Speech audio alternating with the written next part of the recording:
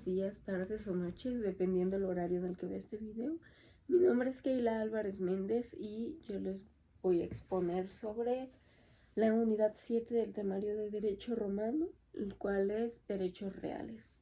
Para entender los derechos reales tenemos que entender qué es una cosa. Una cosa es aquello que puede ser objeto de propiedad, transacción o uso. Los romanos tenían un término para cosa que era res. Res significaba aquello que puede ser objeto de derecho. Entonces, los romanos clasificaban las cosas, las cosas dependiendo de sus características, su uso. Por ejemplo, estaban las que tenían que ver con el comercio, se llamaban res extra commercium y res in commercium. El res extra commercium era todas aquellas cosas que no se podían comprar por ningún motivo del mundo.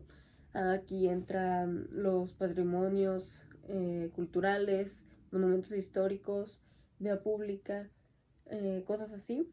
El res in commercium, en cambio, son las cosas que pueden o están en comercio. Sí, también estaba el res mancipi y res nec mancipi. El res mancipi eran esas cosas que necesitaban de una transacción. Sí, bueno, una forma de obtenerse ya de una forma más formal. O sea, me refiero a que era necesario que se llevara a cabo in iure sessio con las res mancipi, y con las res nec mancipi pues son todas las cosas que no necesitaban como tal de esta formalidad y podían ser transferidas de una forma muy fácil. Por ejemplo, si yo tuviera una pluma y simplemente diría, no, pues tómate mi pluma.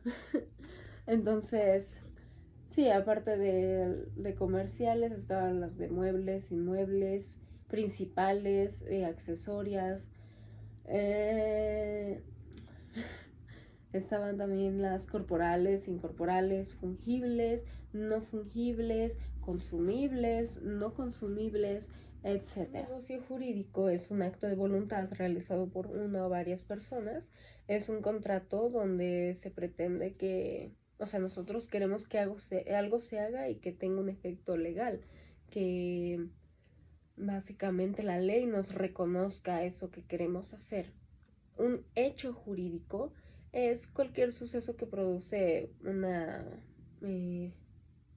o sea, que tiene una consecuencia jurídica, como por ejemplo un nacimiento, una muerte, el matrimonio, divorcio, mientras que un acto jurídico es un acto voluntario, o sea, es una conducta voluntaria que resulta en la modificación, transformación o extinción de derechos u obligaciones.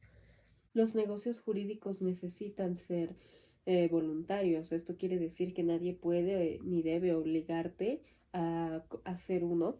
Necesitan tener como un objeto de contenido, causa o motivo jurídico. Es necesario para que pueda ser un negocio jurídico. Dentro de los negocios jurídicos encontramos los negocios naturales, que estos son básicamente como las cosas que no es necesario hablarlas como para que se cumplan, porque están implícitas. Esto no quiere decir que no se puedan hablar, claro que puedes hablarlo y llegar a otro acuerdo, pero es como que por inercia lo que debe de hacerse aunque no esté implícito. Bueno, no, más bien esté implícito, más bien aunque no esté como escrito o se haya dicho. Entonces, por ejemplo, al rentar un inmueble o un mueble, al rentar una casa o un departamento, está implícito que debes de cuidar la propiedad, que mientras esté en tu cuidado no debe de pasarle nada malo. Lo mismo cuando rentas un coche, mientras ese coche esté en tu posesión, debes asegurarte de que no le pase nada malo. Entonces, esos son los negocios jurídicos naturales. Están también los accidentales, que estas son ya como acordados intencionalmente, ya sea por ambas partes o por una de las partes. Estos solo existen si las partes lo hablan y lo estipulan, ¿sí? Entonces, para que puedan existir, debe de existir una condición. Esta condición debe de tener un término o un plazo a cumplir. Además de que está, está condicionado. O sea, si no se cumple esta condición, no puede, no puede existir. Y también está el modo carga, donde se impone una como obligación de que se tiene que llevar a cabo para para que tenga efecto. Cuando hablamos de la ineficacia del negocio jurídico, nos referimos a cuando ese negocio jurídico, o sea, cumple parcialmente con lo que tenía, sí, pero no se producen los efectos jurídicos esperados de él. Entonces aquí es donde entra lo de los vicios de la voluntad, que es básicamente, son defectos que afectan a la libre formación de la voluntad de una de las partes. Por ejemplo, está el dolo, es todo lo que se utiliza para engañar o estafar a una de las partes o a la otra parte.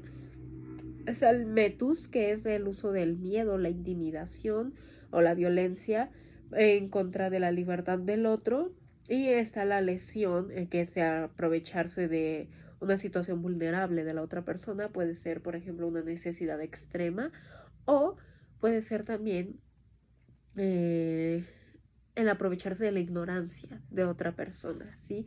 Entonces, cuando esto sucede es cuando no hay una ineficacia más bien en un negocio jurídico, realmente ya no es tan jurídico como debería de ser. Entonces, entendemos como patrimonio el conjunto de bienes, derechos y obligaciones y cargas económicas que una persona puede tener. Esto normalmente como que se mide en lo económico. Los derechos reales sirven precisamente, o sea, están orientados hacia el patrimonio de las cosas, hacia la pertenencia, qué te pertenece a ti, qué me pertenece a mí. Entonces, los derechos reales se dividen en dos. Están los derechos reales sobre una cosa ajena, que es la posesión de una cosa, o los derechos reales sobre un bien propio. Entonces, cuando se trata de derechos reales, podemos hablar de los siguientes. El ius utendi o usus, esto es básicamente que eso lo tiene el propietario, es que el propietario puede usar su bien o su objeto al 100%, que le pertenece al 100%. Está el ius fruendi, es el derecho de aprovechar los frutos que pueda producir ese objeto o ese bien, como por ejemplo, si dentro de tu propiedad hay un árbol de manzanas, bueno, tú tienes derecho a, a disfrutar de las manzanas, de los frutos de ese árbol, básicamente. Está también ius abutendi, que esto es el derecho a disponer completamente del objeto. El ius vindicati, que es el derecho a reclamar tu objeto de la posesión de personas de terceros. Es como, no sé, si yo te prestara mis audífonos y yo tengo, o sea, como son mis audífonos, tengo derecho de pedírtelos en cualquier momento del día, así te haya dicho que te los voy a prestar por un día entero. Siguen siendo mis audífonos, te los puedo pedir pues cuando yo quiera, básicamente. Habían formas de perder estas posesiones o propiedades. En caso de que fuera una posesión, bastaba con que el dueño formal del objeto hiciera uso del usus vindicati del ius vindicati, perdón, para que le devolvieras lo que le pertenecía. Por ejemplo, si no sé, en Roma te estaban prestando de una vaca para poder sacar leche y dijera el dueño, ¿sabes qué? Regrésame a mi vaca, yo la necesito. Pues ya no tenías de otra más que regresársela, o a menos que pues fuera como de tu vaca, no me suena, y ya quisieras hacer tu uso como del usus, ¿no? Pero pues obviamente ya estos son como de otros ejemplos un poco más complejos. En caso de que lo perdieras, de que se extinguiera el objeto, de que te lo robaran incluso, eh, por apuesta también lo podías perder. Entonces había formas de perder, no, no es nada más porque era tuyo y podía ser tuyo por siempre.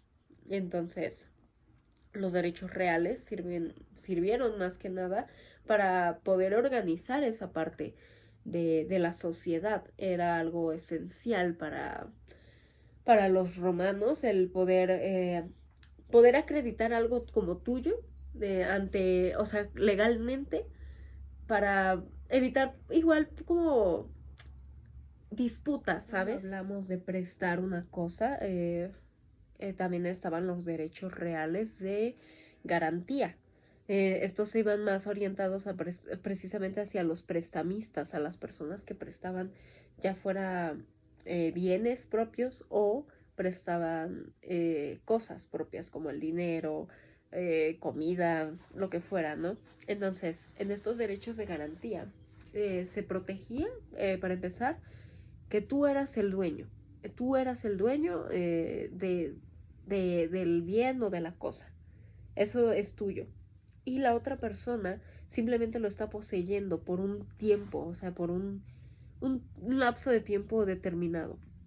Entonces, aquí tiene que haber una garantía para que esta otra persona, una, haga un buen uso de tu bien, otra, no se adueñe de tu bien, no, tiene que haber una forma de asegurarse que, por ejemplo, si tú rentas un departamento, la otra persona no se vuelva como un ocupa, ¿no?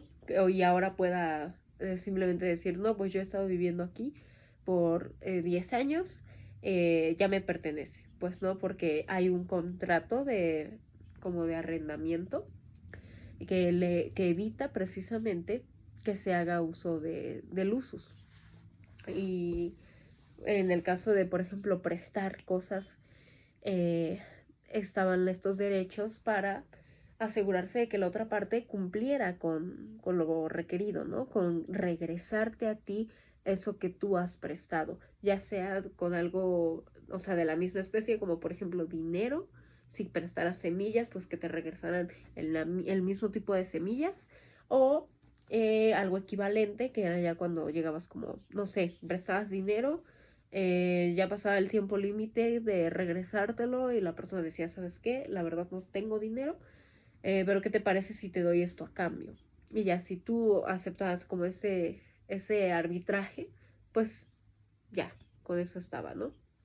A esto nos referimos con los derechos de garantía, que aquí también entran las acciones pues, de arbitraje, ya no me acuerdo de cómo de qué otras formas se llamaban, pero pues básicamente sí, era para proteger tu propiedad o tu derecho de propiedad sobre una cosa, sin poner en riesgo perderla, ¿no? Entonces con esto podemos concluir que los derechos reales en Roma se, se crearon principalmente para poder acreditar nuestra propiedad, para poder ejercer nuestra propiedad sobre un objeto o un bien al 100%, como lo dije un poco más atrás, era para asegurarnos de que pudiéramos disfrutar al 100% de las cosas que este bien o cosa tiene para nosotros y o sea, con un respaldo legal, más que nada, ¿no?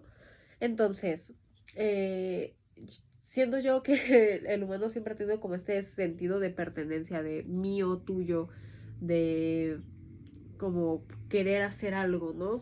Suyo.